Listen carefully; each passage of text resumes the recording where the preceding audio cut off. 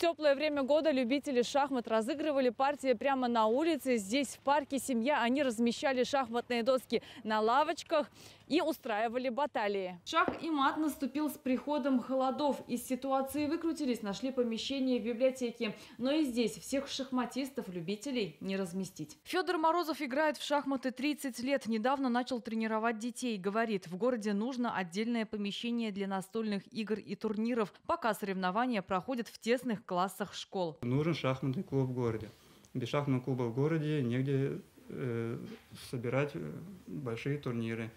Потому что, надо, естественно, чтобы было где-то в доступе. Нужно большое здание. Чтобы был и отдельный зал для взрослых турниров, отдельный зал для детских турниров.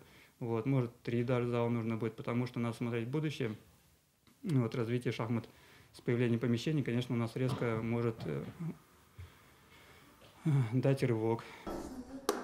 В Нижнекамске шахматам обучают во всех начальных классах. Только в 10-й школе 10 призеров республиканских соревнований. Для их развития нужны сильные соперники, говорит тренер Габдулла Ахмедгалиев. Появление шахматного клуба стало бы таким стимулом. Я с ними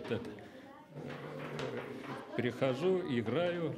Они во всех городских соревнованиях могут участвовать. Главное, им есть куда идти шахматы играть. Администрация города знает о проблеме 3 года, но здания для шахматистов найти не может. Идет подбор вариантов. Может быть, это будут оптимизированные детские сады, которые сегодня закрылись.